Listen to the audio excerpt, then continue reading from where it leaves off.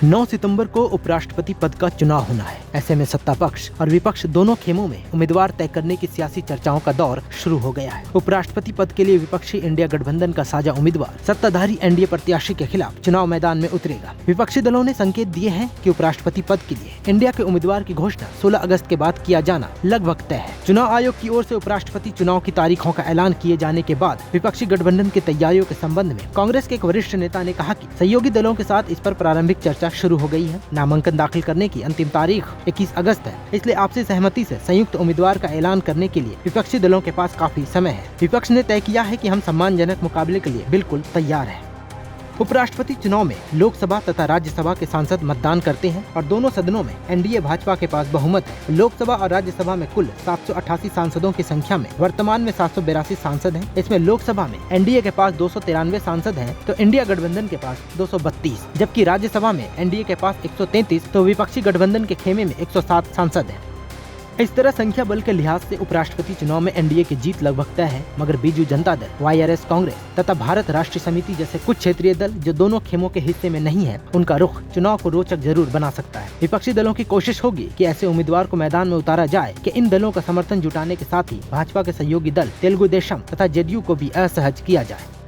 आपको बता दें कि जगदीप धनखड़ के 21 जुलाई को अचानक इस्तीफे के कारण भारत के उपराष्ट्रपति का पद खाली हो गया है, जिसे अब भरना काफी जरूरी है। धनखड़ ने स्वास्थ्य कारणों का हवाला देते हुए उपराष्ट्रपति पद से इस्तीफा दिया था।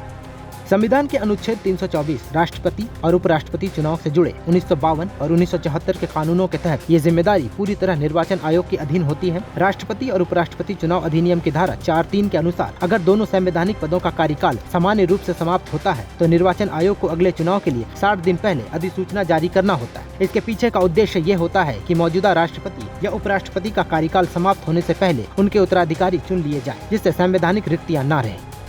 संविधान के अनुच्छेद 66 के अनुसार उपराष्ट्रपति का चुनाव संसद के दोनों सदनों के सदस्यों के बने निर्वाचन मंडल के द्वारा अनुपातिक प्रतिनिधित्व प्रणाली, प्रोपोर्शनल रिप्रेजेंटेशन सिस्टम और अकल संक्रमणीय मध्य पद्धति, सिंगल ट्रांसफरेबल वोट सिस्टम से किया जाता है। इस इलेक्टोरल कोलाज में लोकसभा और राज्यसभा के सभी निर्वाचित सदस्य, राष्ट्रपति द्वारा नामित राज्यसभा के 12 सदस्य भी शामिल होते हैं। चूँकि सभी निर्वाचित संसद सदस्य होते हैं, इसलिए हर सांसद के वोट की वैल्यू 1 होती है।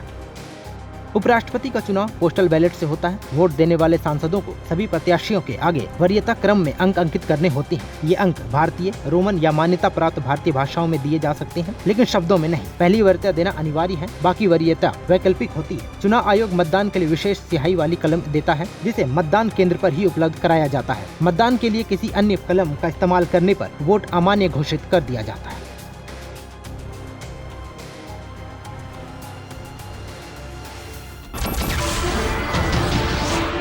नमस्कार, मैं हूं मानक गुप्ता। अगर आपको हमारा ये वीडियो पसंद आया हो तो इसे लाइक और शेयर जरूर करें, और हाँ, हमें सब्सक्राइब और फॉलो करना ना भूलें ताकि आप देश और दुनिया की कोई खबर मिस ना करें।